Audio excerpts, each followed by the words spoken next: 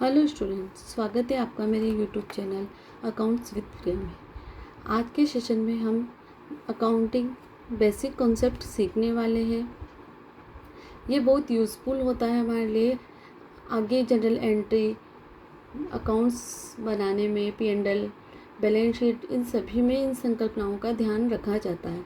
तो आइए आज हम 3 संकल्पनाएं पढ़ने वाले हैं आज के सेशन में। फर्स्ट, व्यवसाय इकाई संकल्पना, बिजनेस एंटिटी कॉन्सेप्ट। सेकंड, मुद्रा मापन संकल्पना या मनी मेजरमेंट। थर्ड है सतत व्यापार या गोइंग कंसर्न कंसेप्ट। फर्स्ट हम पढ़ेंगे व्यवसाय इकाई संकल्पना। व्यवसाय इकाई संकल्पना यह कहती है कि व्यापार और व्यापारी दोनों क्या होते हैं, दोनों स्वतंत्र होते हैं।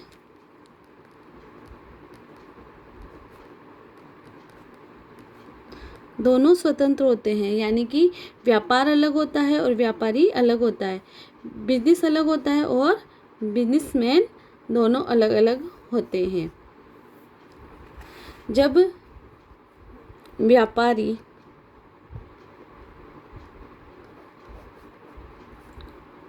बिजनेस में, व्यापार में पैसा लगाता है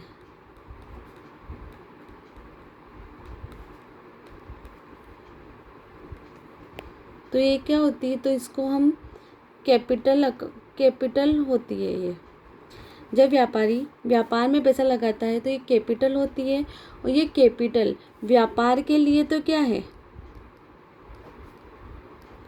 व्यापार के लिए क्या है, ये लायबिलिटीज है।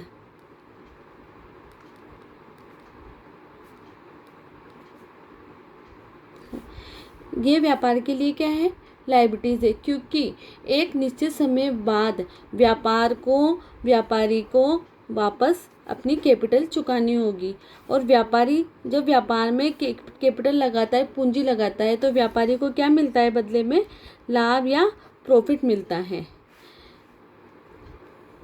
और ये कैपिटल व्यापारी व्यापार से वापस लेगा, इसलिए ये व्यापारी की तो क्या है, एसेट्स है, और हमारी लायबिलिटीज है।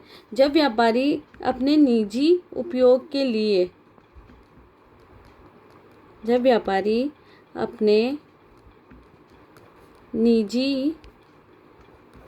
के लिए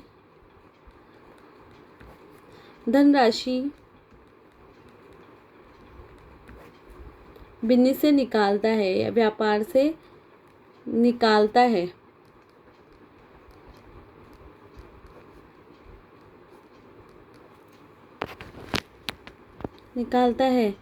तो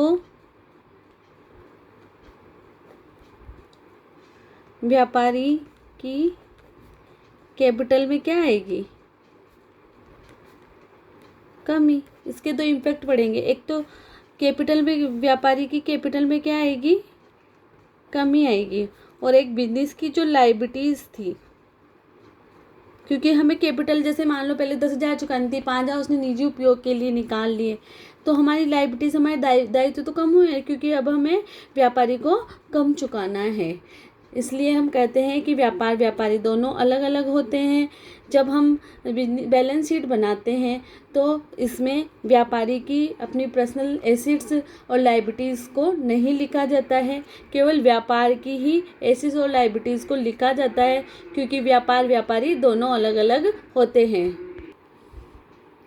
सेकंड हम पढ़ेंगे मुद्रा मापन की संकल्पना, मुद्रा मापन या मनी मेजरमेंट।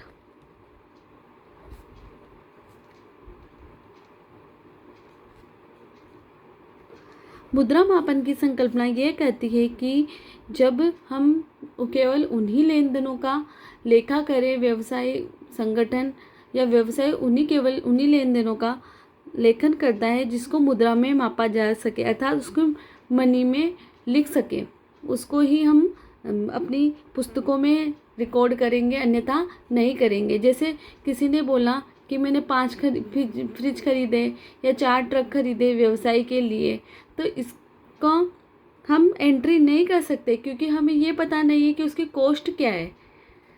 जैसे हमने व्यवसाय के लिए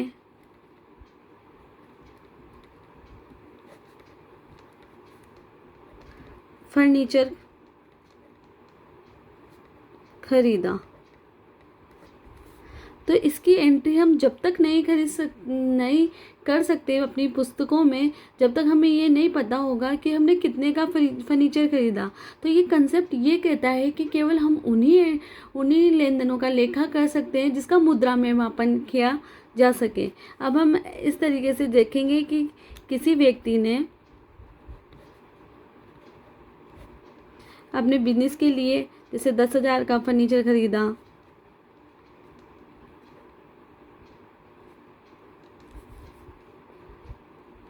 2,000 की टेबल खरीदी,